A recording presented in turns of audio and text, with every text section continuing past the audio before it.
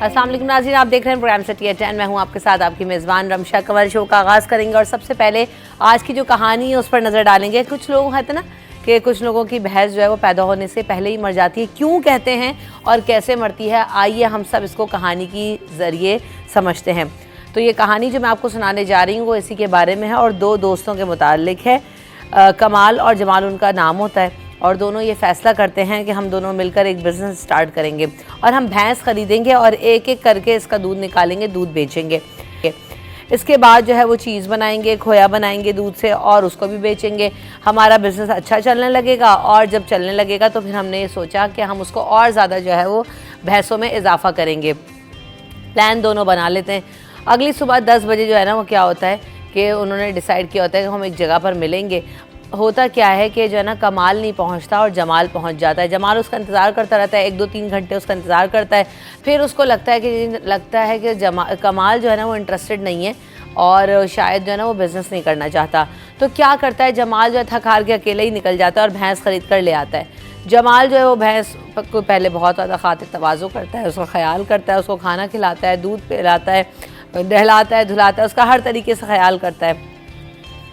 तो फिर जब वो ख्याल करने लगता है और उसको देखभाल करने लगता है तो उसको वो दूध भी अच्छा देती है और वो फिर क्या होता है उसका कारोबार चलना, वो ले जाता है, दूध बेचना शुरू कर देता है, कारोबार अच्छा खासा चलने लगता है। जब वो कमाई करने लगता है और जो उससे बिज़नेस से भी जो पैसे कमा रहा होता है वो क्या करता है, दोबारा से उसमें री इन्वेस्ट कर देता है जैसा उसने प्लान के मुताबिक सोचा होता है। इसी तरह से पहले एक भैंस होती है, 2 होती है, 2 से 4 और फिर 15 भैंसों तक उसके पास भैंसें हो जाती हैं। और फिर देखते देखते क्या होता है, अल्लाह ताला भी उसका साथ देते हैं और फिर क्या होता है उसकी मेहनत रंग लाती है। गाँव से निकलता है, शहर पहुँच जाता है और शहर जाने के बाद पूरे मुल्क में वो फैक्ट्रियाँ लगाता है, उसका दूध का प्रोडक्ट का बिज़नेस शुरू हो जाता है और बहुत अच्छा चलने लगता है। तो क्या होता है, गाड़ी भी ख़रीद लेता है, घर भी आ जाता है और फिर सबका सोचता भी है और बहुत अच्छा भी लगता है। फिर वो एक दिन सोचता है कि चलो यार मैं चलता हूँ गांव में जाके अपने घर में जाके पुराने देखता हूँ कि वहाँ पर लोगों के क्या हालात हैं और सब दोस्तों यारों से मिलकर आता हूँ किस हाल में। और जो है ना वो बैठता है अपनी नई गाड़ी में और चला जाता है अपने गाँव में। तो देखता है गाँव में वही टूटी फूटी सड़कें हैं, उसकी गाड़ी जो है वो जलाने की भी जगह नहीं है और गाड़ी मट्टी में फंस जाती है। तो क्या होता है, उसको गाड़ी को धक्का लगाने के लिए एक आदमी चाहिए होता है। अब उसकी गाड़ी को धक्का लगाने के लिए जो आदमी चाहिए था वो जमाल की गाड़ी जो है ना अपने पास से उतरता है और देखता है कि दूर एक बंदा बैठा होता है। वो उसके पास जाता है, जब वो उस आदमी के पास पहुंचता है तो देखता है अरे ये तो मेरा दोस्त कमाल है और मेरा पुराना दोस्त, उसने अपनी क्या हालत बनाई हुई है। थोड़ी देर में कमाल जमाल को पहचानता ही नहीं, उसको लगता है पता नहीं कौन है, क्योंकि कमाल का जो हुलिया है वो तो और ख़राब हो जाता है और जमाल का जो हुलिया है वो और चेंज हो जाता है। वो तो सूट बूट पहन कर घूम रहा होता है। तो कहता है कि मैंने तो कभी ऐसा नहीं सोचा था, मैं पहचाना ही नहीं तुम्हें।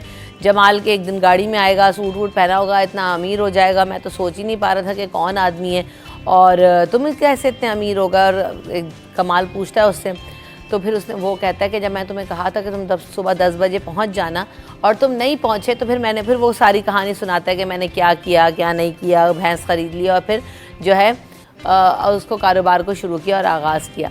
तो वो कमाल बड़ा हैरान होता है कि इसने ज़िंदगी में देखो कितनी तरक्की कर ली और मैं जो है वो जब नहीं पहुंचा और मैंने इस चीज़ को सीरियस नहीं लिया और मैंने सोचा कि आज नहीं कल हो जाएगा, कल नहीं परसों हो जाएगा, तो क्या हुआ कि मैं पीछे रह गया और जो मेहनत करने वाला था, जिसने अच्छी सोच के साथ, अच्छी मस्बत जो है वो रुझान के साथ उसने जो है ना इस काम को आगाज़ किया और उसको लेके भी चला उसी मेहनत के साथ, लगन के साथ, तो अल्लाह ताला ने उसको कामयाबी दी। तो हमें हमेशा ये कहते हैं कि पॉजिटिव सोचना चाहिए, अच्छा सोचना चाहिए और जो आप सोच लें और किसी काम को करने की ठान लें तो उसको कर गुजरें। फिर उसमें कोई दूसरी राय नहीं है कि जनाब हम ये कल कर लेंगे, परसों कर लेंगे। तो हम सब ने भी आज इस कहानी से यही सीखा कि हमें ज़िंदगी में अगर कुछ करना है, आगे बढ़ना है, तो हमें किसी के ऊपर रिलाई नहीं करना चाहिए।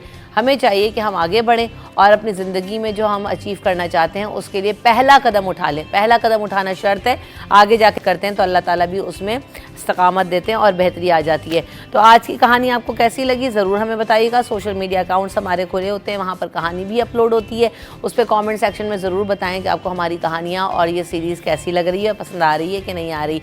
हमारे जो मेहमान हैं उनका तारुफ करा लेते हैं। आजिज़ जमाली साहब मेरे साथ मौजूद हैं, वेलकम टू द शो आजिज़ भाई। और साथ साथ अशरफ खान साहब भी हमारे साथ मौजूद हैं। अस्सलाम वालेकुम अशरफ भाई, कैसे हैं आप दोनों? बिल्कुल दुआएं जी, ठीक आप लोगों की भैंस तो पानी में नहीं गई जैसे कमाल की चली गई। नहीं, ये इससे एक सबक तो ये भी मिलता है ना कि अगर ज़िंदगी में कोई अच्छा मौका मिलता है तो उसको अवेल करना चाहिए, छोड़ना नहीं चाहिए। कुदरत आपको कभी कभार ज़िंदगी में मौका फराहम करता है, एक ने उसी मौके से फ़ायदा उठाया, दूसरा घर बैठ गया। और क्या हुआ कि हम लोग सबकी ज़िंदगी में भी वाकई एक ऐसा मौका आता है कि जो बिल्कुल यकसर आपको चेंज कर सकता है, और जो लोग उसको पिक कर लेते हैं वो बहुत आगे निकल जाते हैं, और फिर कहते हैं यार उस वक्त अगर मैं ये कर लेता तो आज ज़िंदगी में। बिल्कुल सही, आजिज़ भाई ने इसका दूसरा पर्सपेक्टिव भी दिया। अशरफ खान साहब, आप कमाल है कि जमाल है वैसे अपनी ज़िंदगी के अंदर। भाई देखिए, कोशिश तो हर कोई करता है कि कामयाबी मिले। मैंने भी एक अपना एक रखा हुआ है कि set your target and head. पहले आप कोई भी काम करें तो आपको टारगेट सेट करना होता है, फिर आगे बढ़ना होता है। इसने भी एक टारगेट रखा था, फिर वो आगे बढ़ता गया, फिर उसमें कामयाबी भी मिली। और जैसे कि आपने देखा कि वो गाय का दूध का काम किया, फिर वो बढ़ते बढ़ते शहर चला गया, बड़ा काम करने लगा। तो इसी तरीके से आप कोई मेहनत करे तो कहा जाता है मेहनत में आज़मत है। तो हमारी ये है कि मेहनत ज़रूरी है, और साथ ही टारगेट ज़रूरी है कि आपको टारगेट सेट करना पड़ता है और उसके ऊपर चलना पड़ता है। बिल्कुल ऐसा ही है। तो यकीनन हम सब ने इससे बहुत कुछ सीखा। आइए आज की तरह जो टॉप स्टोरीज़ हैं उस पर भी नज़र डाल लेते हैं कि क्या है। कराची वालों को होशियार कर रहे हैं महकमा मौसमियात के हीट वेव का सिलसिला अभी जारी रहेगा, और कहा गया है कि आज से 1 जून तक हीट वेव रहेगी। शहर में दर्जा हरारत 40 से 42 डिग्री सेंटीग्रेड तक जा सकता है, और कराची वाले बिल्कुल भी इस चीज़ के आदी नहीं हैं, तो यकीनन उनको तैयारी करनी होगी ताकि जो भी मौसम की सख्ती है उससे निपटा जा सके। इसके अलावा कराची बोर्ड में हम देख रहे हैं, सानवी तालीमी बोर्ड कराची के तहत मैट्रिक के इम्तहानात का सिलसिला एक बार फिर शुरू कर दिया गया है, और आज जो है वो सिंधी का जो एग्ज़ाम है वो लिया जाएगा। पहले हमने देखा था पोस्टपोन हो गए थे, लेकिन आज से फिर दोबारा जो है ना वो पेपर लेने का सिलसिला शुरू कर दिया गया है। उसके अलावा वज़ीर आज़म ने गैर एलानिया लोड शेडिंग ख़त्म करने का हुक्म जारी कर दिया है। शहबाज शरीफ की ज़ेर सदारत में लोड शेडिंग और बिजली चोरी के रोकने के उमूर पर इजलास हुआ, और उन्होंने कहा है कि गैर एलानिया लोड शेडिंग का खात्मा कर देना चाहिए, और उन्होंने कहा है कि नुकसान में चलने वाले फीडर्स पर भी लोड शेडिंग का दौरानिया कम कर दिया जाए। गर्मी के बायस लोग बहुत ज़्यादा परेशान हैं, गर्मी में आवाम को रिलीफ देना चाहिए। इसके अलावा डिजिटल पाकिस्तान की तरफ एक अहम संग मील पाकिस्तान ने जदीद कम्युनिकेशन सेटेलाइट खला में ले जाने के लिए तैयार कर ली है। High power multi mission satellite जुमेरात को खला में भेजी जाएगी। पाकिस्तान के दूर दराज के इलाकों में इंटरनेट की जो सहूलत है वो ख्वाब नहीं रहेगी। सेटेलाइट के जाने से क्या होगा और इसका इम्पैक्ट क्या नज़र आएगा, कितना कम्युनिकेशन सिस्टम बेहतर होगा, ब्रॉडकास्टिंग सर्विसेज में कितनी बेहतरी आएगी, इस हवाले से भी हम बात करेंगे। इसके अलावा शनाख्ती कार्ड के हुसूल में रुकावट से मुताल्लिक़ करारदाद जो है वो सिंध असम्बली में जमा करवाई गई है, और MQM की जानिब से करारदाद जमा करवाई गई है। उसमें उन्होंने कहा है कि शहरियत का जो कानून है उसमें तरमीम के लिए सिंध हुकूमत वफाकी हुकूमत से रब्ता करे। इसको हम मज़ीद भी डिस्कस करेंगे कि क्या है इसमें मज़ीद चीज़ें। इसके अलावा कराची में 15 साल के बाद बास्केटबॉल टूर्नामेंट की वापसी हो रही है, और जो all Pakistan Muhammad Majid and Abdul Nasir basketball tournament है उसका आगाज़ हो गया है, और मेरा गला भी बंद हो गया। ऑल पाकिस्तान बास्केटबॉल टूर्नामेंट में 10 टीमें शिरकत कर रही हैं। 15 साल के बाद ये टूर्नामेंट होने जा रहा है, पाकिस्तान के अंदर हो रहा है, तो ये एक बहुत अच्छी और खुशाइंद बात है। मुख्तलिफ टीमें इसमें हिस्सा ले रही हैं।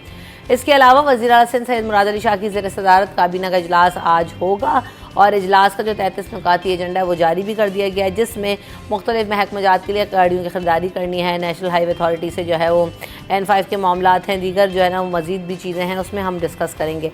तो सबसे पहले हम ये देख रहे हैं कि एक तो हीट वेव आनी है, उसकी तैयारियाँ करने के लिए कहा गया है, और अभी फिर लेकिन कल से शायद जो मौसम की सख्ती है वो कम हो जाएगी, लेकिन फिर महकमा मौसमियात बार बार कह रहा है कि गर्मी बहुत ज़्यादा होगी। उसमें वज़ीर आज़म के बयान को भी शामिल कर लेते हैं कि एक तरफ गर्मी का जो है वो मसला बहुत ज़्यादा है, तो दूसरी तरफ लोड शेडिंग का अज़ाब आवाम के ऊपर मुसल्लत है। गर्मी तो बिल्कुल है, इसमें कोई शक नहीं है।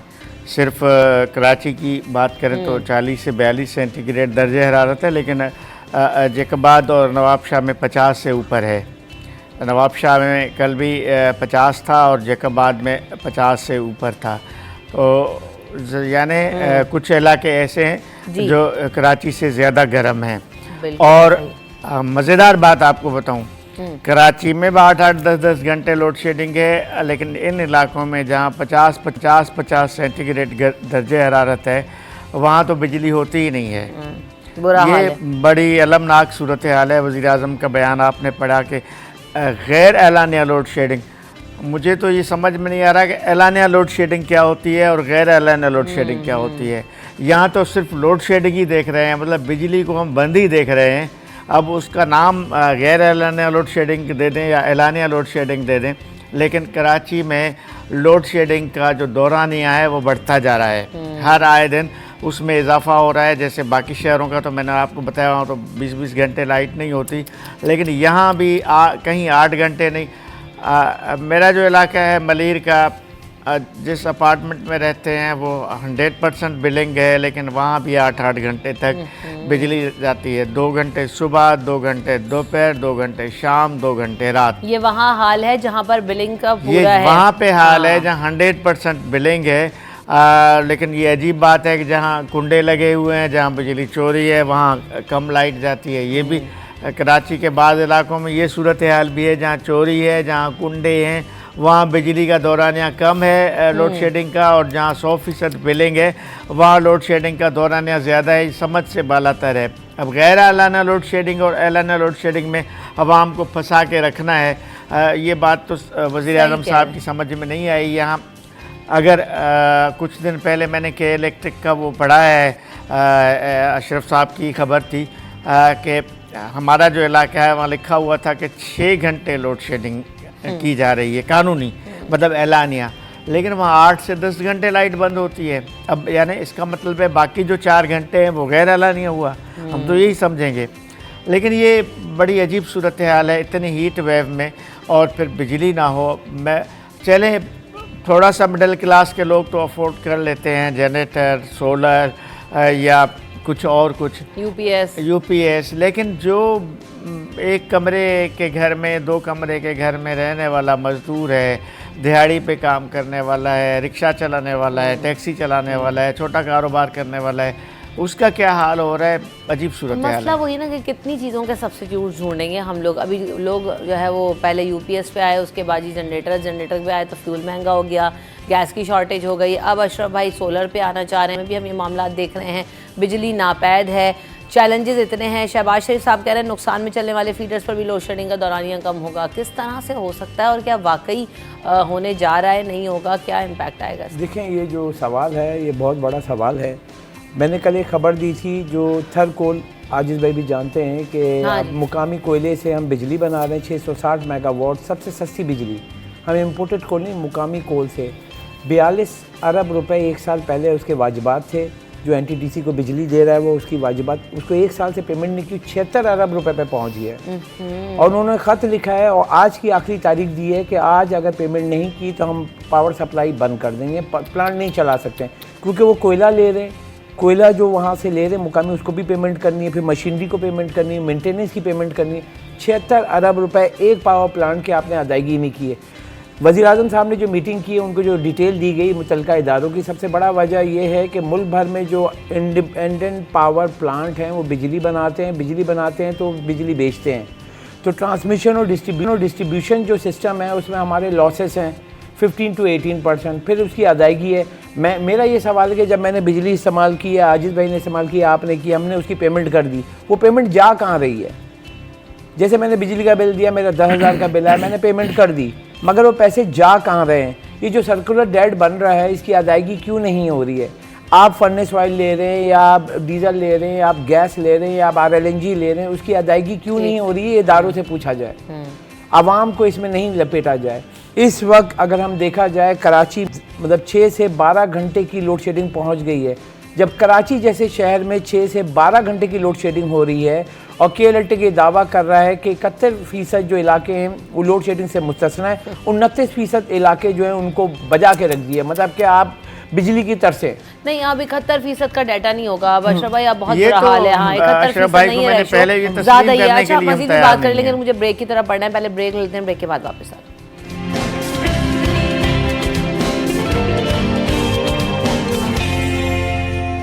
Welcome back in city at 10। बात हो रही है हीट वेव के हवाले से, लोड शेडिंग के हवाले से। यकीनन दोहरा अजाब है ये, लेकिन ये अजाब टलता हुआ, इसका सॉल्यूशन क्या है? लोगों ने सोलर की तरफ बढ़े, लेकिन वो भी जो है ना, अभी देखते हैं कि वहाँ पे भी मसले मसाइल नज़र आ रहे हैं। रमशा, सोलर लगाना, हर चीज़ खुद से करना वो हल नहीं है। बेसिक हल क्या है कि जो आपका जो सिस्टम है ये बिल्कुल बर्बाद हो गया है।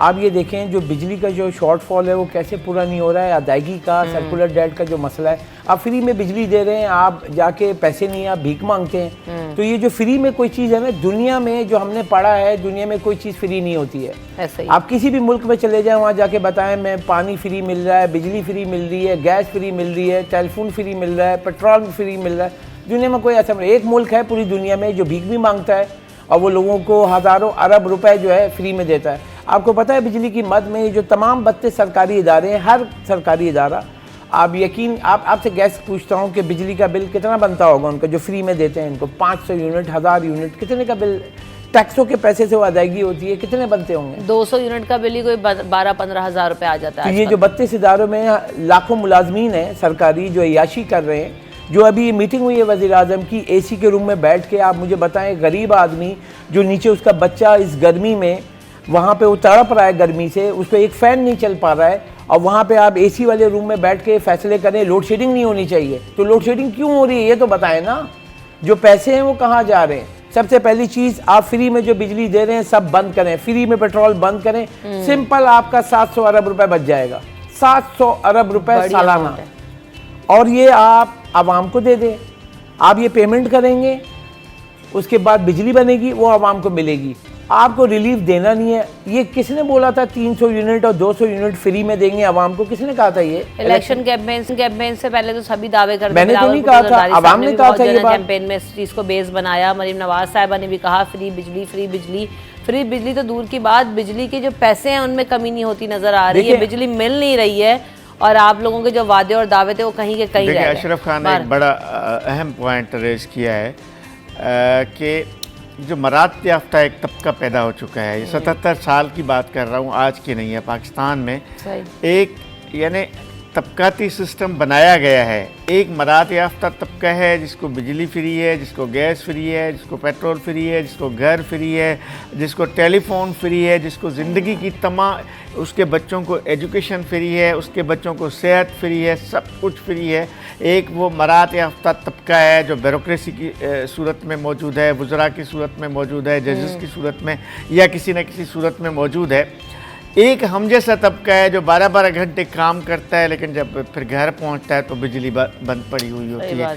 तो इस माशरे में नाइंसाफ़ी तो वहाँ से शुरू होती है। जो एक क्लास है जिसकी ज़िंदगी बादशाहाना गुजर रही है, एक क्लास है जो 12 घंटे मजदूरी मेहनत करने के बावजूद भी बिजली के लिए महरूम है। कैसे दर्द होगा जब आप अंडरस्टैंड ही नहीं करेंगे। मुझे एक तकलीफ से मैं कभी गुजरी नहीं हूँ, तो मुझे कैसे अंदाज़ा होगा कि भाई आवाम का दर्द क्या है, तकलीफ क्या है। आपको तो अंदाज़ा ही नहीं है। वाकई अशरफ भाई, आजिज़ भाई सही बात कह रहे हैं कि आप उस कर्व तक पहुँच ही नहीं सकते कि आपने अपने बच्चे को तड़पते हुए उस पंखे के लिए, हवा के लिए नहीं देखा। आपने सारी रात जाग कर अपने बच्चों को पंखे में हवा नहीं झली हाथ के पंखों से। ये आपको मनाजिर नज़र आ रहे हैं, फुटेजेस देख लें आप, इससे ज़्यादा बुरे हाल में लोग रह रहे हैं। ये तो कराची की हैं, उसके अलावा आप मुज़फ़्फ़राबाद में चले जाएँ और इलाकों में चले जाएँ, उठाकर देख लें कि वहाँ पर क्या हालात हैं। लोग किस तरह से इतनी गर्मी में, हीट वेव के मौसम में अपने बच्चों को किस तरह से संभाल रहे हैं, किस तरह से तड़प रहे हैं। आपको इस चीज़ का वाकई अंदाज़ा नहीं, और आप इसकी सीरियसनेस की तरफ सोच भी नहीं रहे। आप फिर वही खबरों पे खबरें जारी कर रहे हैं, ठंडे कमरों में बैठ के इजलास हो रहे हैं, और वो ये वाली बात के लॉलीपॉप्स। आप लोगों ने जो वादे किए थे, जो दावे किए थे इलेक्शन कैंपेन से पहले कि जी फ्री यूनिट, फ्री बिजली, सोलर सिस्टम, सोलर पार्क्स, कहाँ हैं वो बातें? फिर वहीं पे बात आ गई लोड शेडिंग और गैर एलानी और एलानी लोड शेडिंग, जहाँ से आजिज़ भाई ने अपनी बात का आगाज़ किया। बहुत दुख होता है, बहुत तकलीफ़ होती है, बहुत। मैं मॉर्निंग शो में इतना हार्श नहीं होना चाहती, हम बहुत लाइट बातें करते हैं, लेकिन ऐसा नहीं है कि हम डीप डाउन जो है ना, हमें तकलीफ़ नहीं है, हम कर्ब से गुजर नहीं रहे। हम आवाम में जाते हैं, आवाम को देखते हैं, हमें उसका एहसास है कि कितनी तकलीफ़ में आवाम रह रहे हैं। आज भी एक इजलास होने जा रहा है जी, मुझे तो अब समझ नहीं आता ये इजलासों की क्या बात। हाल अपडेट है, 33 नुकाती एजेंडा रखा गया। जिस भाई क्या होगा इन इजलास में, कितना थोड़ा सा अमल आपको होगा? दुरुस्त कर दूँ, ये सिंध काबीना का इजलास कल है, जुमेरात को। अच्छा जी, 33 नुकाती एजेंडा है इसका। वज़ीर आला सिंध ने ये इजलास तलब किया है। देखिए, सिंध काबीना का हर महीने इजलास होना होता है, ये एक रूटीन है। लाजमी है कि जिस तरह दुनिया के बाकी सिस्टम चल रहे हैं, हुकूमत का एक सिस्टम है। तो इस इजलास में आपको मज़ेदार बात बताऊं जी, कोई 25 से 30 गाड़ियां ख़रीद करने की मंजूरी दी जाएगी। फिर वही बातें हो गई। आप सुने ना, यानी महकमा सेहत के लिए, सिंध पब्लिक सर्विस कमीशन के लिए, इंसानी हुकूक के इदारे के लिए और 4-5 डिपार्टमेंट्स के लिए कोई 25-30 गाड़ियाँ, बल्कि गाड़ियाँ हमारी इतलात के मुताबिक गाड़ियाँ ख़रीद करने का फ़ैसला हो चुका है, आर्डर हो चुका है, लेकिन बहरहाल लेकिन काबीना से उसकी मंजूरी लाजमी होती है। एक तो ये है।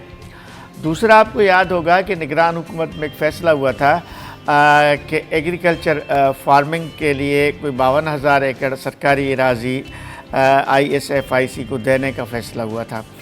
तो उस पे भी काबीना की बाकायदा मंजूरी चाहिए। तो सिंध के 3-4 अज़ला में दादू है, खैरपुर है, थरपारकर है, इन अज़ला में ऐसी ज़मीन जो पड़ी हुई है यानी रेगिस्तान है, तो उसको एग्रीकल्चर कारपोरेट फार्मिंग उस पर शुरू किया जा रहा है। अच्छा फैसला तो नज़र आ रहा है। उसकी सिंध काबीना से मंजूरी चाहिए।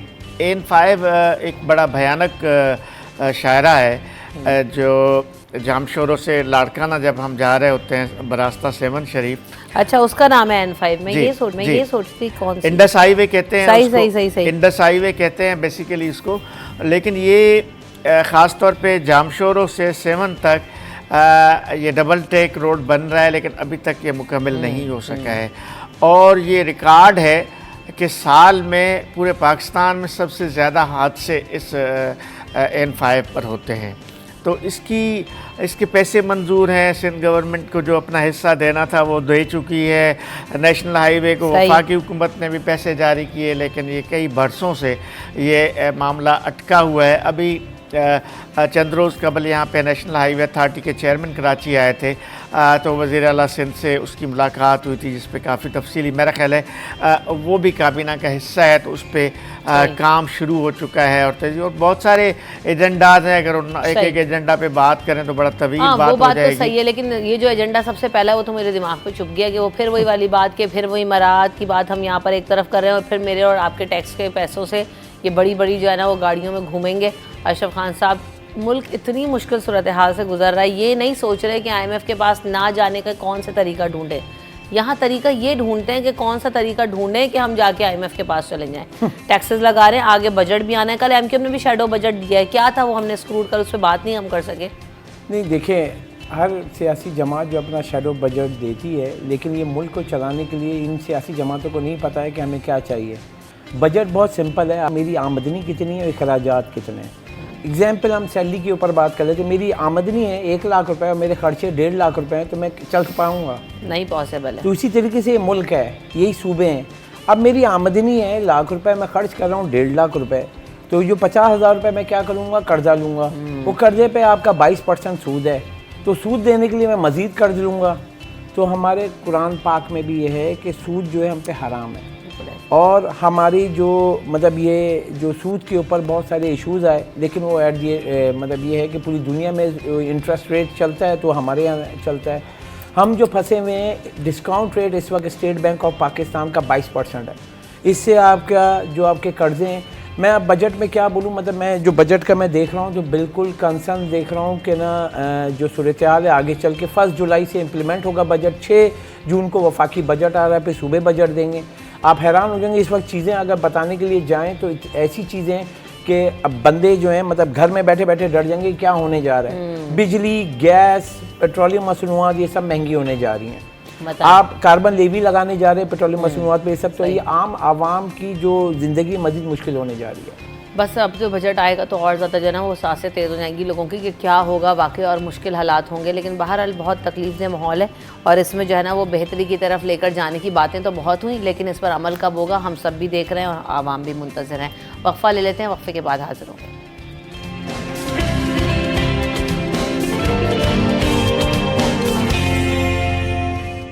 Welcome back in city at 10। अगली खबर की तरफ बढ़ते हैं कि पाकिस्तान को जो है वो डिजिटल पाकिस्तान बनाना है, उसकी तरफ एक अहम संग मील सामने आया है। पाकिस्तान ने जदीद कम्युनिकेशन सैटेलाइट जो है वो खला में जाने के लिए तैयार कर दी है, और पाकिस्तान के जो दूर दराज इलाके हैं वहाँ पर भी अब इंटरनेट की सहूलत बहुत बेहतर हो जाएगी। और जदीद कम्युनिकेशन सैटेलाइट जो है MM1 की टेस्टिंग जारी है। तर्जुमान स्पार्को की जानिब से कल ये खबर दी गई थी। तो इसको सैटेलाइट को चीन में तैयार किया गया है, लेकिन पाकिस्तान की तरफ से ये सैटेलाइट लॉन्च की गई। पहले पाकिस्तान की तरफ से हमने देखा कि चांद तक पाकिस्तान गए, तो ये अब जो चीज़ें आ रही हैं towards technology and digital Pakistan, Aziz भाई आपकी नज़र में क्या है? देखिए, सैटेलाइट के मामले में तो हम दुनिया से बहुत पीछे हैं, हकीकत ये है। लेकिन ये अच्छी खबर है देखा जाए, ताकि वो इलाके जहाँ पे इंटरनेट नहीं है, हाँ। पाकिस्तान में अभी भी 60% इलाके जो देहात पे मुश्तमिल है।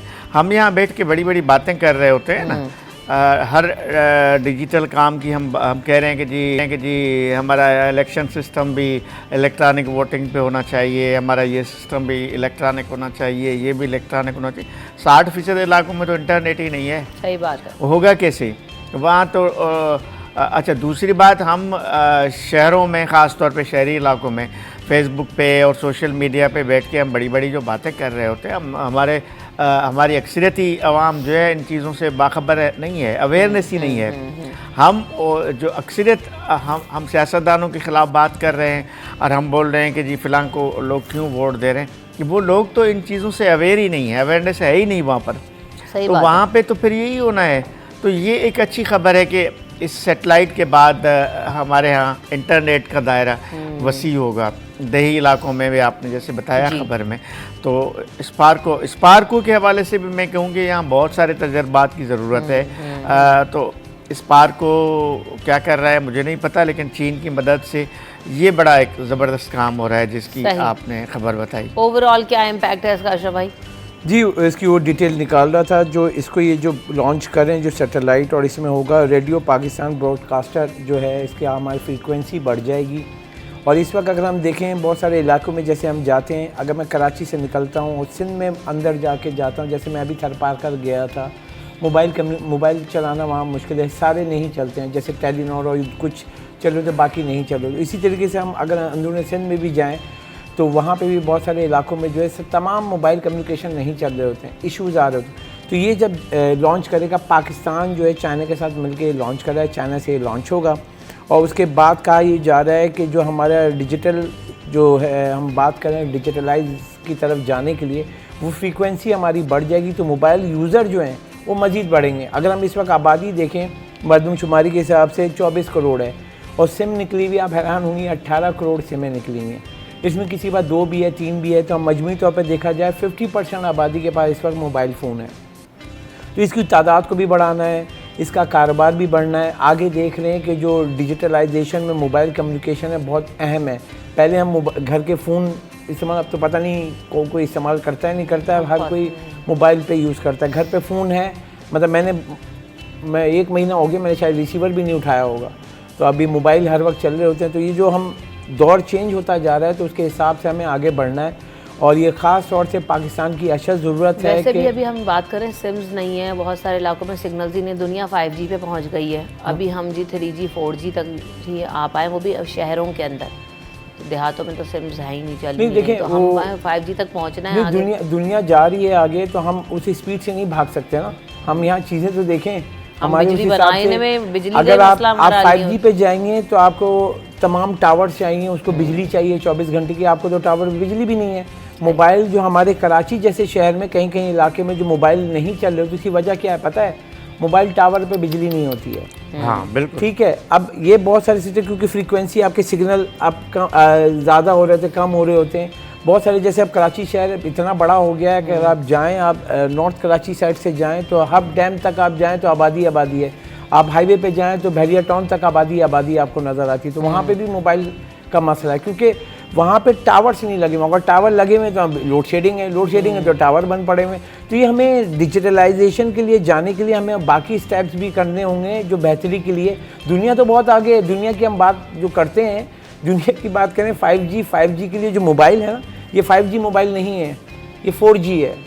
और जो 5G है तो उसमें आप सोचें कि आप उसमें से जब आप क्लिक करके करेंगे तो होलोग्राम करके वो बंदा बाहर आ जाएगा।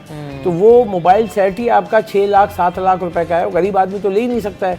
आपको मैंने एक रिसर्च रिपोर्ट पढ़ी थी, जैसे हमारे यहाँ आजकल फ़ोन है, ये मतलब एंड्रॉयड फ़ोन सस्ते आते हैं, मगर जैसे आईफोन है, तो हमने देखा है जो गरीब आदमी बहुत ज़्यादा शौक होता है आईफोन लेने का। अमीर आदमी को देखें, बिजनेसमैनों के पास जाते हैं, उनके पास आईफोन नहीं देखा है मैंने।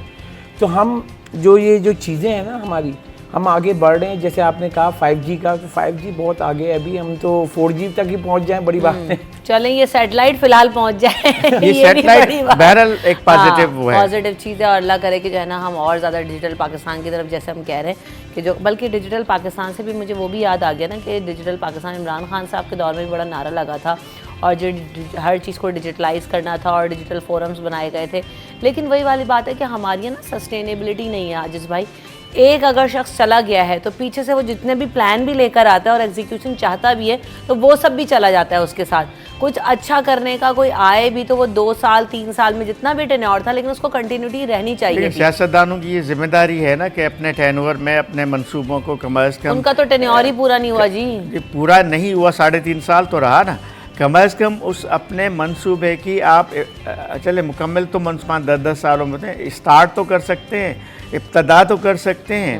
तो ये डिजिटल पाकिस्तान अभी आप कह रही हैं ना, कल इसका फैसला हुआ है, तो 3.5 साल में तो ये काम नहीं हुआ था। उसके बाद भी 2 साल और गुजर गए, अभी भी सोचा जा रहा है, अभी इस पे अमल कब होगा। जो कि होनी थी, लेकिन वही वाली बात है कि हमारी यहाँ जो ना उन चीज़ों को उनकी पेस नहीं पकड़ते कि ठीक है चलें अब आगे इसको कैसे रन करना है, वो बस चैप्टर क्लोज हो जाता है। तो इसलिए भी हम बहुत पीछे चले जाते हैं, चाहे वो डेवलपमेंट के काम हो या दूसरे काम हो। अच्छा, थोड़ी देर पहले हम बजट का जिक्र कर रहे थे। बजट में HEC का जो बजट है उसमें भी हम देख रहे हैं कि बड़ा कट जो है ना वो लगा है, 65 से 25 अरब रुपये हो गया है HEC का बजट। और अब ये कहा गया है कि जो HEC की फंडिंग है सिर्फ वफाकी जामियात तक महदूद होकर रह गई है। वजारत ख़जाना ने हायर एजुकेशन कमीशन को ख़त लिखा है और सूबे अपनी जामियात की खुद फंडिंग करेंगे। मुल्क की 160 से ज़्यादा सरकारी जामियात के लिए 126 अरब की दरख्वास्त जो है वो रखी थी और इसमें हम देख रहे हैं कि कमी आई है। प्लानिंग कमीशन ने हायर एजुकेशन कमीशन का जो तरक्याती बजट है वो 59 अरब रुपये से कम करके 21 अरब रुपये कम कर दिया है। एक तरफ हम बातें करें, मेरे ख्याल से अशरफ भाई ज़्यादा बेहतर बता सकेंगे इसको, आजिज़ भाई जो भी कमेंट करना चाहे। जब खबरें आ रही थी पिछले दिनों, या किसने, मुझे स्टेटमेंट याद नहीं आ रहा कि किसने कहा था कि एजुकेशन का बजट जो है वो डबल कर दिया जाएगा, खबरें इसके उल्टी नज़र आ रही हैं। अशरफ भाई क्या हो रहा है? देखिए इसमें एक बात अशरफ भाई से पहले मैं आपको पॉइंट आउट सिर्फ कर लूँ कि आज से काफ़ी साल पहले 18वीं तरमीम के बाद सूबाई हायर एजुकेशन कमीशंस बनाए गए थे। जी जी जी। पहले होता था एक हैकी होता था, higher education commission of Pakistan होता था। उसके बाद हर सूबे में हायर एजुकेशन कमीशन बनाया गया। यहाँ मेरा सवाल तो ये है कि ये जो अगर हम कराची में बैठे हैं, जो सिंध हायर एजुकेशन कमीशन है वो पिछले 10 साल में उसके कारनामे तो कोई बताए कि उसने किया क्या है? कोई कारनामा नहीं है उसका कहीं भी। तो अब मेरा ख्याल है चूँकि एजुकेशन सूबाई सब्जेक्ट है, ये फैसला भी उसी तनाजुर में किया जा रहा है। अब सूबाई जो हायर एजुकेशन कमीशन है वो खुद अपने सूबों के जामियात को जो है वो फंडिंग करे। करें ना। आप हायर एजुकेशन सिर्फ एक इदारा बना के रखा हुआ है, चेयरमैन बनाया हुआ है, मुलाजमीन रखे हुए। मुझे तो इस पे एक अलग टॉपिक रखा जाए, एक प्रोग्राम रखा जाए पूरा। मुझे तो सिंध हायर एजुकेशन कमीशन का कोई काम नज़र नहीं आ रहा कम अज़ कम। इसमें फिर एजुकेशनिस्ट को इन्वॉल्व करना चाहिए हमें कि उनकी क्या राय है इस बारे में। देखें, जो टैक्स कलेक्शन होता है वो वफाक को जाता है। वफाक जैसे higher education commission of Pakistan था, 18वीं तरमीम के बाद हर सूबे में जो है वो कमीशन बना दिया गया। अब जैसे आजिज़ भाई ने कहा पिछले 10 साल में इन्होंने क्या किया, अब जो बजट आ रहा है IMF की शर्त भी थी कि आप अगर ये मुंतकिल करें तो सूबों को खुद से अपने पैरों पर खड़ा होने दें, वफाक उनको सपोर्ट ना करे। जब आपने 18वीं तरमीम जो आइन बनाया, आइन में तरमीम की, तो अब सूबे का काम है कि वो करे। अब सूरत हाल ये है कि रमशा सबसे बड़ा इशू कि हमारे जो कोई भी डिपार्टमेंट हो, सरकारी तमाम इदारे चाहे तालीम, भर्तियाँ इतनी हैं और जब आप आके एज आवाम के नुमाइंदे बन के जब सवाल करते हैं तो पता है क्या कहते हैं वो कि हमारे यहाँ भर्तियाँ इतनी हैं कि उनकी तनख्वाहें देने के बाद हमें पैसे नहीं बचते कि हम खर्च करें। क्योंकि आपके सामने हैं, इससे पहले कई बार कराची प्रेस क्लब पे एहतजाज हुआ है, उस्ताद टीचर्स वो आके प्रोटेस्ट किया है और वो वहाँ पे आके कि उनको तनख्वाहें नहीं मिलती हैं, तनख्वाहों में इजाफा नहीं होता है। और उसके बाद यहाँ पे जब हम आगे सवाल करते हैं मिनिस्टर से मुतल्लिका तो वो ये कहते हैं कि भाई हमने IBA से टेस्ट कराए थे और IBA में वहाँ से टेस्ट देने के बाद ये टीचर आए, मगर जो उससे पहले भर्ती हुए उनका क्या है?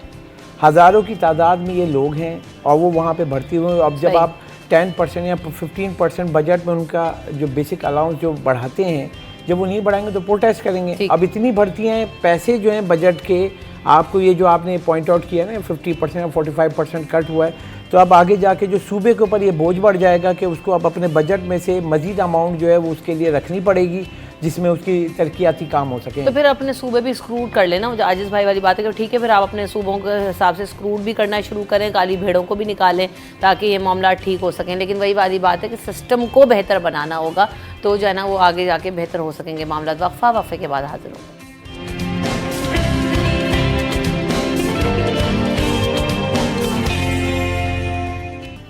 Welcome back in city at 10। तो जनाब अब हम बात करेंगे ये शनाख्ती कार्ड के हुसूल में रुकावट से मुतालिक भी करारदाद जो सिंध असेंबली में जमा करवाई गई है, क्या इसकी डिटेल्स हैं आजिज़ भाई, क्या है सिंध ये? असेंबली में इस तरह बहुत सारी करारदादें जमा होती हैं।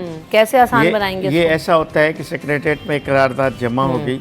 अब तो मुझे लग रहा है कि सिंध असेंबली का जो आइंदा सेशन होगा वो बजट सेशन ही होगा, तो उसमें अगर बजट सेशन हुआ तो उसमें इन करारदादों पर कोई बहस नहीं होगी।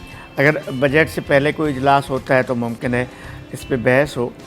उसूल आसान बनाने का कोई तरीका बताया है या बस? मेरा ख्याल है कि ये इस करारदाद का जो मतन है वो कुछ इस तरह का है कि लोगों को जो ऐसे लोग जिनको शनाख्ती कार्ड बनाने में मुश्किलात का सामना है उसको आसान किया जाए। अभी कुछ रोज़ कबल वफाकी वज़ीर दाखिला मोहसिन नकवी ने जब नादरा के एक सेंटर का अफ्ताह किया था तो उसने ये कहा था कि अब जो है इसकी वेरिफिकेशन के लिए यूसीज़ में जाना पड़ेगा, यानी शनाख्ती कार्ड यूनियन काउंसिल से बनेगी।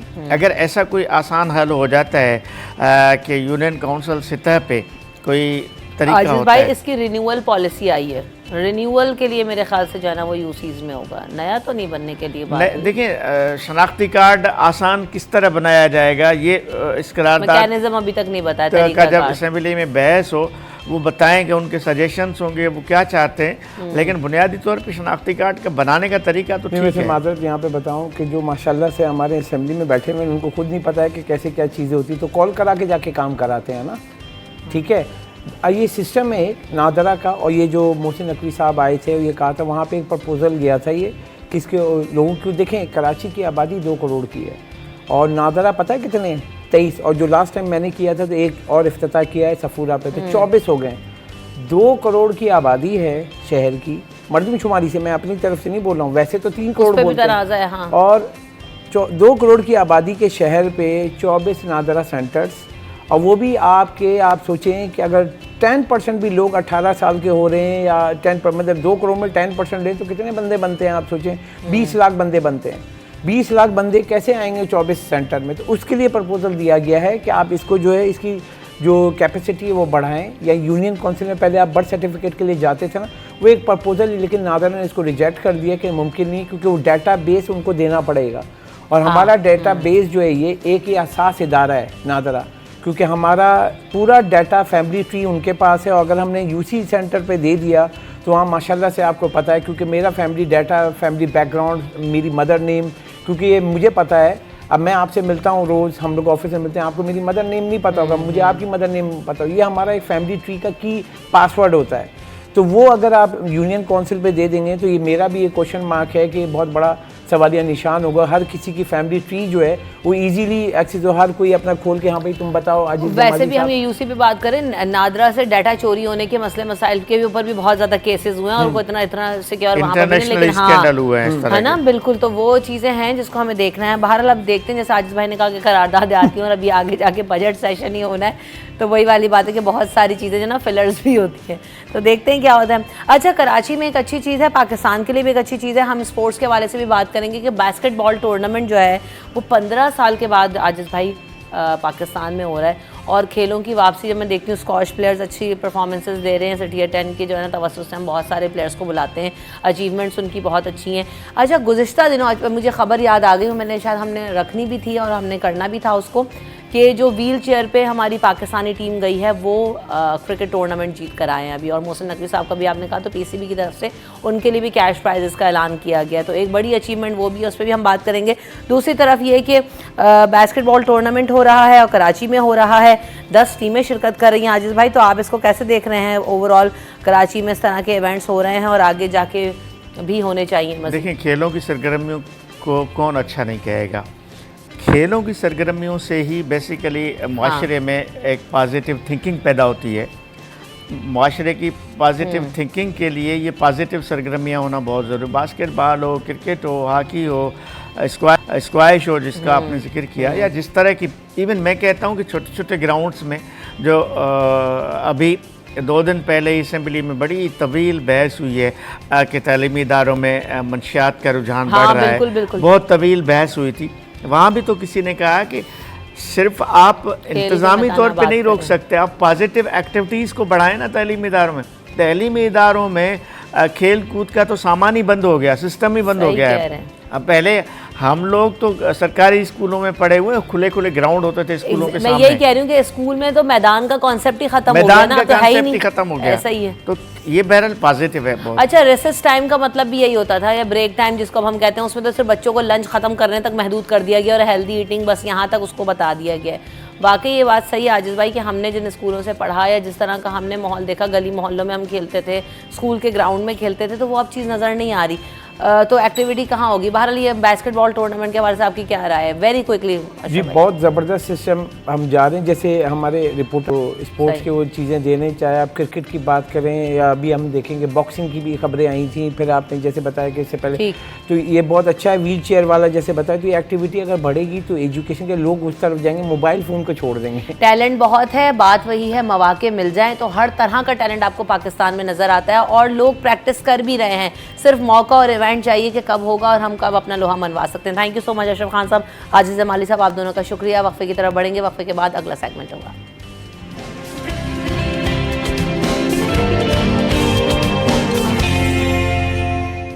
Welcome back in city at 10। तो जनाब, आज हम आपकी मुलाकात करवाने जा रहे हैं एक ऐसे टैलेंट से जो बहुत छोटा है लेकिन उम्र में, लेकिन वैसे बहुत बड़ा है। करती क्या है? डिजिटल मार्केटिंग करती हैं और आमना अल्लाह वाली इनका नाम है और मैं वेलकम करती हूँ आमना को शो में। अस्सलाम वालेकुम आमना, कैसी हैं आप? वालेकुम अस्सलाम, अल्हम्दुलिल्लाह मैं बिल्कुल ठीक, आप कैसी हैं? अल्हम्दुलिल्लाह बिल्कुल ठीक ठाक।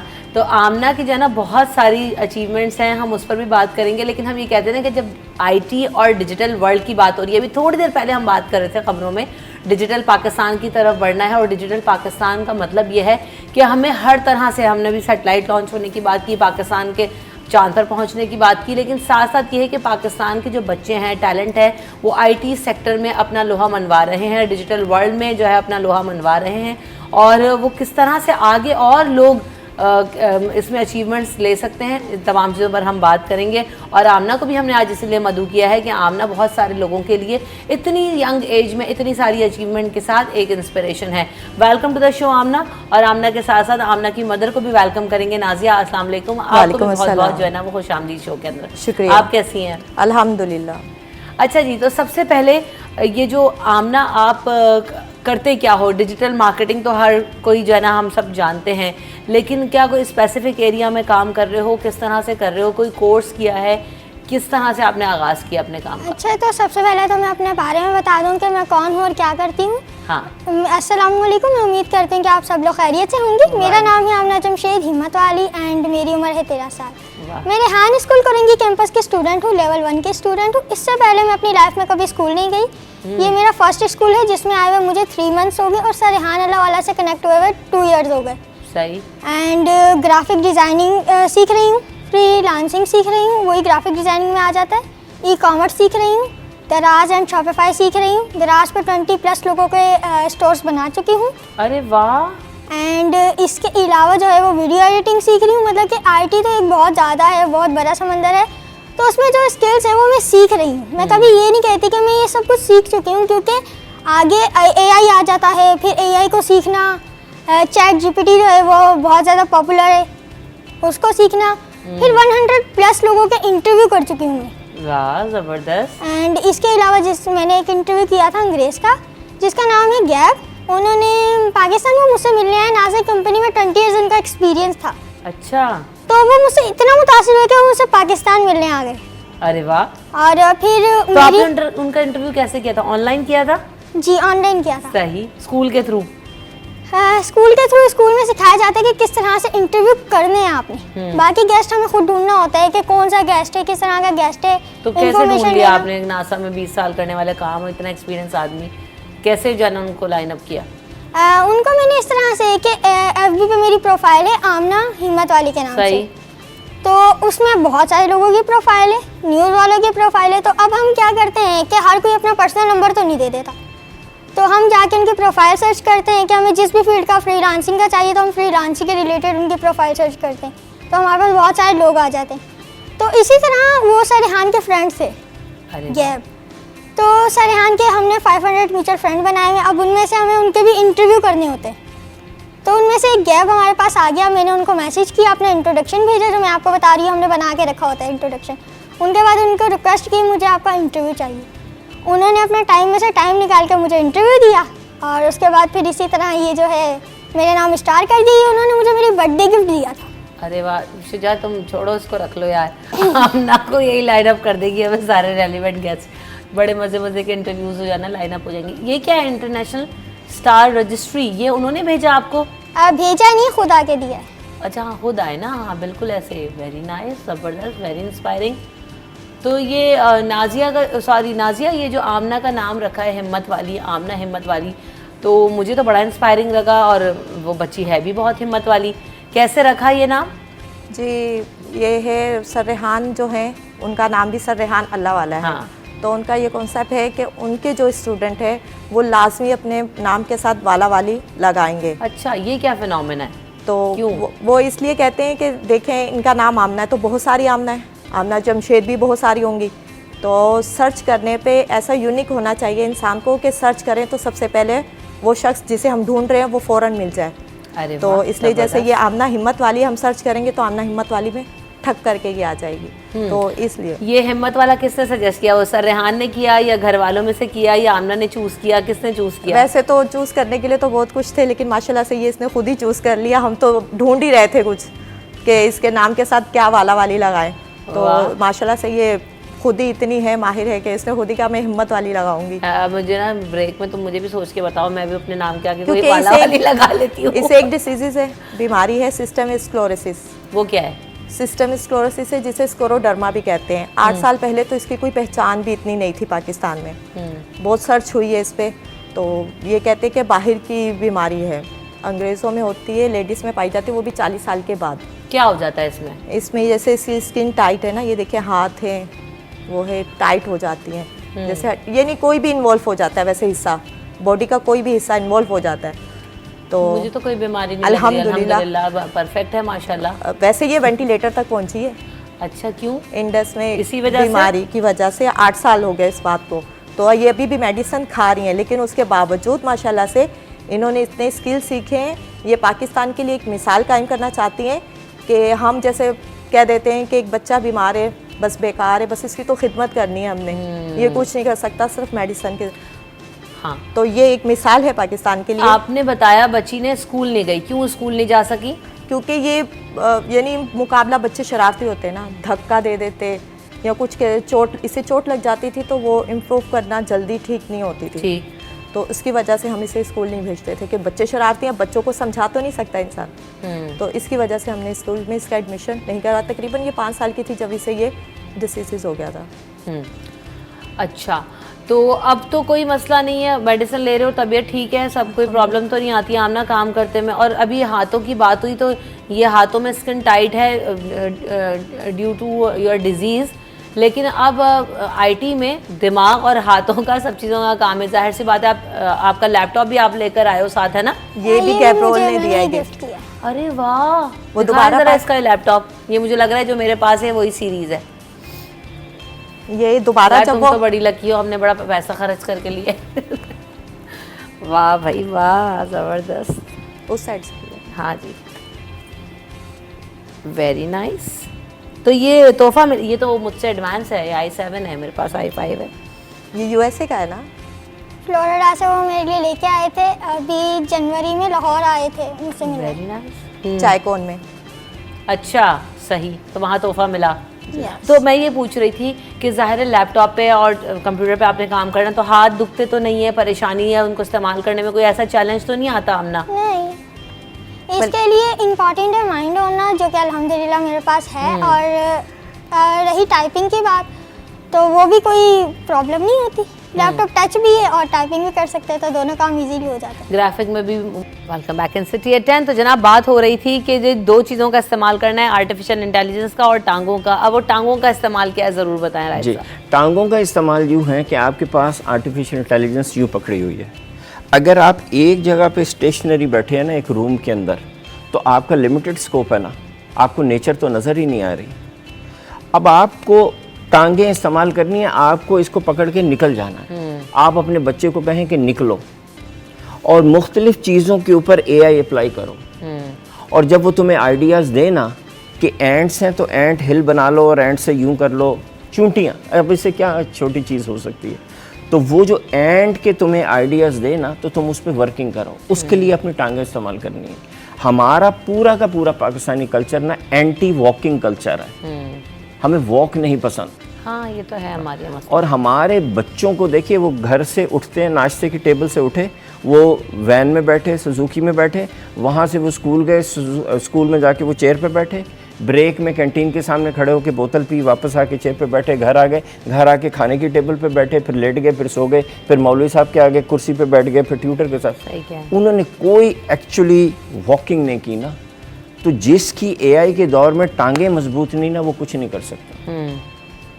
ये दोनों फिनोमेना को आपने अच्छा जोड़ा है, वरना तो हमारे यहाँ AI को हम समझ नहीं, अब बस मोबाइल पकड़ लो और सब कुछ आप कर सकते हैं। बिल्कुल ऐसा ही है। अच्छा, साथ साथ हम आर्टिफिशियल इंटेलिजेंस, उम्र की कोई कैद है? किस उम्र से बच्चों, अभी जैसे छुट्टियां हैं ना, तो सभी बच्चों की छुट्टियां हैं, मॉन्टेसरी वाले की भी छुट्टी है, 6 साल वाले की भी छुट्टी है, उससे बड़े की भी छुट्टी है। तो उन सबको कैसे जो है ना, वो देखिए उम्र का कोई है, किस उम्र में क्या करें? बहुत इंपॉर्टेंट है। लोग, जितने लोग मुझसे रब्ता करते हैं, मैं सबको यही कहता हूँ कि 10 साल से पहले अपने बच्चे को आर्टिफिशियल इंटेलिजेंस मत दीजिएगा। लिटरली बच्चा पागल हो जाएगा। ये चीज़ डिज़ाइन ही नहीं हुई 10 साल से कम उम्र के बच्चे के लिए। 10 साल में भी जब बैठें तो आप साथ में हो। हाँ, साथ में हो। और इसकी एक्टिविटीज़ हमने डिज़ाइन की हैं। हमारी वेबसाइट है east.education, वहाँ से जाके फ्री में ले लीजिए। सारी हमने एक्टिविटीज़ वहाँ डाली हैं, वहाँ से लीजिए, कॉपी कीजिए और बच्चे के साथ बैठ के उसको कराइए। 10 साल से पहले मत कराइए। और 10 साल से छोटे बच्चों के साथ क्या करें? 10 साल के छोटे बच्चों के साथ ना आपने 2 चीज़ें करनी है। एक तो हैंड्स एक्टिविटी करनी है, ठीक है, वो भी है, ये जो मैंने वेबसाइट बताई east.education, सब वहाँ हमने डाल दी हैं फ्री ऑफ कॉस्ट। आप वहाँ से जाके ले लीजिए। That's number 1। नंबर 2, अपने बच्चे की लैंग्वेज पे वर्क कीजिए। हमारे बच्चों की लैंग्वेज स्ट्रांग नहीं है। हमें ना उर्दू ठीक आती है, ना अंग्रेज़ी सही आती है, अरबी तो हमें छू के नहीं गुजरी हुई। कोई लिटरेचर की कोई किताब लें छोटी सी। अब ये कहना अजीब सी बात हो गई कि ये कहें कि भाई थोड़ा सा इकबाल की जो बच्चों की पोएम्स हैं वो अपने बच्चों को सिखाएं, चंद अल्फाज कुरान की जो अरबी है वो सिखाएं, इंग्लिश में उनको कन्वर्स करना सिखाएं।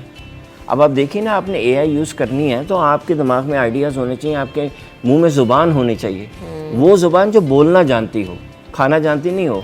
और आइडिया को ट्रांसलेट करना भी, क्योंकि AI से भी वही बंदा काम करवा सकता है जो सही कमांड दे सकता है, क्योंकि जब तक आप सही कमांड उसको देंगे ही नहीं, वो बेचारा अकेला क्या कर लेगा। तो ये बात तो यकीनन है कि हमें जो है वो लैंग्वेज पर और इन सब चीज़ों पर काम करने की बहुत ज़्यादा ज़रूरत है। साथ साथ हम देखते हैं फिजिकल एक्टिविटी बच्चों की बहुत कमी। आपने टांगों के इस्तेमाल की बात की, मैं समझती हूँ खेल कूद के बगैर जी दिन ख़त्म बच्चे का नहीं होना चाहिए। आप इसको कितनी अहमियत देते हैं? देखिए, ये मोस्ट इम्पॉर्टेंट नंबर 1 जो है ना, अब AI के दौर में जो पेरेंट्स ने जो बच्चों को चीज़ देनी है ना, नंबर 1 वो लैंग्वेज स्किल और क्रिएटिविटी भी नंबर 2 है।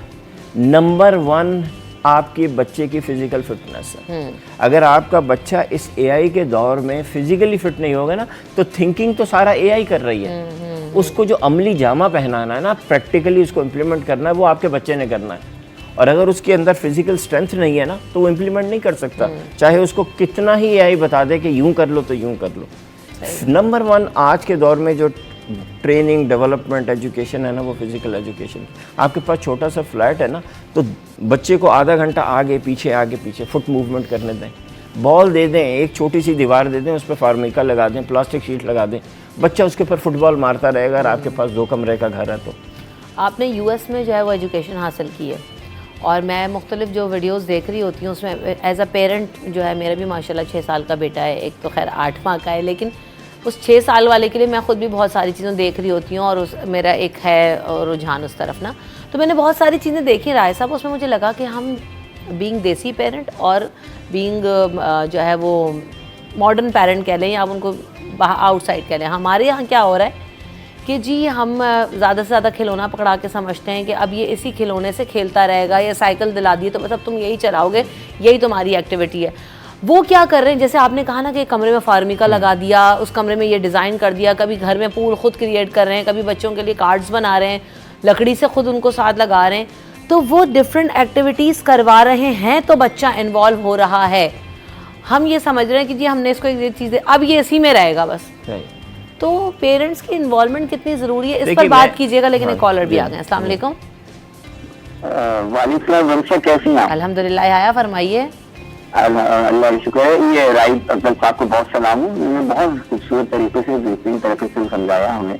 कि मेरी नजर में भी रमशा, देखिए हमने बच्चों को बहुत पैम्पर कर दिया मैरिज में जरूरत से ज्यादा। वजह ये है कि ना उनको किसी को फिजिकल एक्टिविटीज में लाते हैं, छोटे से बच्चे को भी आप गैजेट पकड़ा देते हैं। बिल्कुल। तो वो ठीक है, हम समझते हैं बहुत स्मार्ट बच्चा है वो, जो मेरा बच्चा इस तरह यूज करता है, वो सारी जो है ना मोबाइल को यूज करना जानता है, सारी टेक्निक जानता है। लेकिन एक्चुअली देखा जाए ना तो उसकी फिजिकल फिटनेस और उसकी फिजिकल सलाहियत कम होती जा रही है। हर चीज वर्चुअल होगी ना। रमशा आपको पता है हमारे जमाने में हम जब हम मैट्रिक की छुट्टियां हमारी होती थी तो हम जाके बड़ी धूप में खेलते थे, यकीन करें, बर्फ पे करते थे, सारी एक्टिविटीज करते थे। गर्मी उस वक्त ही होती थी, लेकिन अब तो जाहिर बात है इतना बच्चों को बंद कर दिया कि वो कुछ काम करने के लिए तैयार नहीं। मेरी नजर में राइट साहब से मेरा सवाल है कि बच्चों को टास्किंग देना कितना जरूरी है। बच्चों को भाई ये काम आपने करना है और ये चीज करवानी है। हम कहते हैं कि नहीं यार छोड़ो, ये क्या करेगा, हम बेचारा वो जो है ना उसको उस पर जोर डालते हैं, वो अपने सर ले लेते हैं और वो फिर नकारा होता जाता है। एक तो ये, दूसरी बात है कि आपने गैजेट्स देखें, सारे बच्चे गैजेट्स से अटैच हैं। तो डिटैचमेंट ऑफ द गैजेट्स हम कैसे कर सकते हैं, क्योंकि बच्चा वो वर्चुअल गेम भी खेल रहा है, वर्चुअल खेल रहा है, कम्युनिकेट भी करता है, वर्चुअल कर रहा है, हर चीज वर्चुअल हो रही है।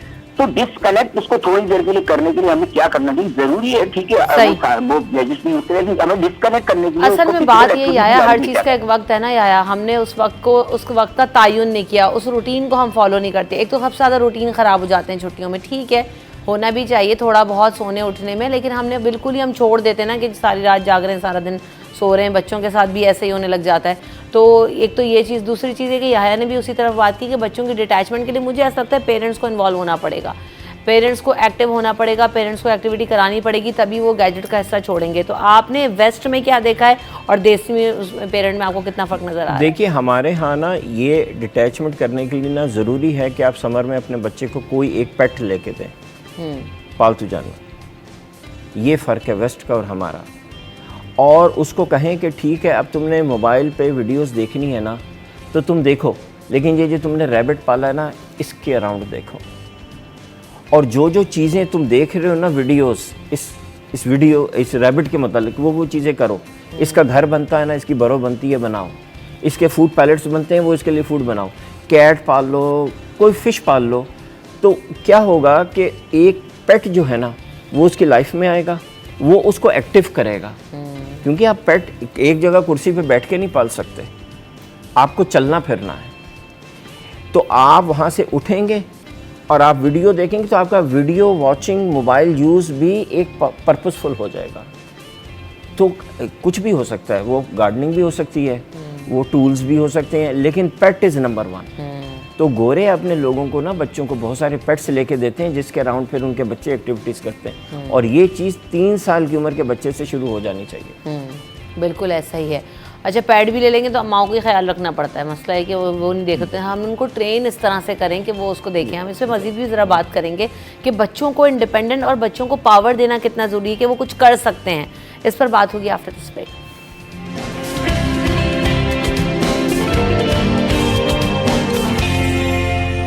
Welcome back in city at 10। बात हो रही है जी फिजिकल एक्टिविटी में इन्वॉल्व करना और बच्चों के साथ। अभी छुट्टियों में समर्स गर्मी बहुत ज़्यादा है, तो ऐसा बहुत सारे लोग ना कि घर में बंद करें, एसी चल रहा है जी, कमरे में बैठ जाओ। अभी क्या करना है, किस तरह से एक्टिव करें बच्चों को? देखिए 6 बजे, जिसको सादा सा फार्मूला है, असर के आधे घंटे बाद, ये बहुत सिंपल फार्मूला है, इसको याद कर लें सब लोग। असर के आधे घंटे बाद, असर के आधे घंटे के बाद वो लाइट भी होती है जो हमारी ह्यूमन बॉडी को चाहिए, वो वेदर भी हो जाती है। मैं उसकी साइकोलॉजिकल और साइंटिफिक उसमें नहीं जाना चाहता, लेकिन लंबी कहानी हो जाएगी। लेकिन असर के आधे घंटे के बाद वो टाइम होता है जब आप अपने बच्चे को बस बाहर बाय फोर्स 2 आवर्स निकाल दें और आप उसकी ना सुबह से हैमरिंग शुरू कर दें, चाहे सारा दिन वो एसी में बैठा रहे, आपने उसे ये कहना है कि जो करना कर लो, लेकिन असर के आधे घंटे के बाद तुम बाहर निकलोगे और एक्टिविटी करोगे और मैं तुम्हारे साथ जाऊंगा या जाऊंगी और तुमने 2 घंटे तक मुसलसल फिर खेलना। तो बच्चों के लिए 2 घंटे और बड़ों के लिए 20 मिनट बाहर रहना ज़रूरी है, फिज़िकल एक्टिविटी करना ज़रूरी है। लेकिन वो बच्चे तो आपको कॉपी करेंगे ना, तो आपके अंदर ये स्पिरिट होनी चाहिए कि मैं बाहर जाऊं और फिज़िकली कुछ करूं। उसको बच्चे कॉपी करते हैं ना, तो उससे फिर होता है। यानी मैं स्पोर्टी हमेशा रहा हूं, मैं बहुत सी स्पोर्ट्स का इंस्ट्रक्टर हूं, मैं स्विमिंग का इंस्ट्रक्टर हूं, मुझे कंग फू आती है, ताई ची आती है, योगा आती है। तो मेरे बच्चे भी स्पोर्टी हैं ना। मेरी एक बेटी जो है वो यंगेस्ट प्लेयर है कराची की बास्केटबॉल टीम की, वेरी नाइस, और टेनिस की नंबर 2 है कराची की एट द एज ऑफ 16। तो वो मेरी वजह से हुआ है ना। और मैं क्यों हुआ? मैं अपने फादर की वजह से हुआ। बिल्कुल ऐसा ही। मेरे फादर कबड्डी के प्लेयर थे। तो आप ये नहीं कर सकते कि भाई आप एक्टिव नहीं है और आप चाहें बच्चे एक्टिव हो। It doesn't work that way. बिल्कुल ऐसा ही है। तो अपने आप को भी एक्टिव कर लें और बच्चों को भी एक्टिव करें। छुट्टियों का मकसद बिल्कुल भी ये नहीं है कि सिर्फ सो के छुट्टियां गुजारनी, आराम करना इज़ अ फैक्टर, आप कीजिए, लेकिन अपने रूटीन को ज़रूर फॉलो कीजिए, बच्चों के साथ इन्वॉल्वमेंट को बढ़ा लीजिए। हम समझ रहे होते हैं अब तो छुट्टियां हैं, अब चलो बस अब ठीक है किसी तरह, और हमारा ये भी अप्रोच है कि यार कब स्कूल खुलेंगे, कब ये वापस स्कूल जाएंगे, तो हमारे जो है ना घर के ऊपर से शोर शराबा ख़त्म होगा। लेकिन नहीं, यही शोर शराबा ये जब बच्चे करते हैं, एक्टिव रहते हैं, तो ये घर की रौनक भी होते हैं और इनकी ज़िंदगियों में भी बेहतरी इसी तरह से आती है। तो एंजॉय कीजिए अपनी छुट्टियों को, बच्चों की छुट्टियों को कारआमद बनाइए। दौर चेंज हो रहा है, अपना मोड ऑफ वेकेशन भी चेंज कर लीजिए बच्चों की वजह से। इसी नुक्ते पे thank you so much Rahil Afzal साहब, आपने वक्त दिया। रमशा कंवल और टीम को दीजिए इजाज़त, अपना ख्याल रखिएगा, हम सबको अपनी दुआ में ज़रूर याद रखिएगा। अल्लाह ने के बाद।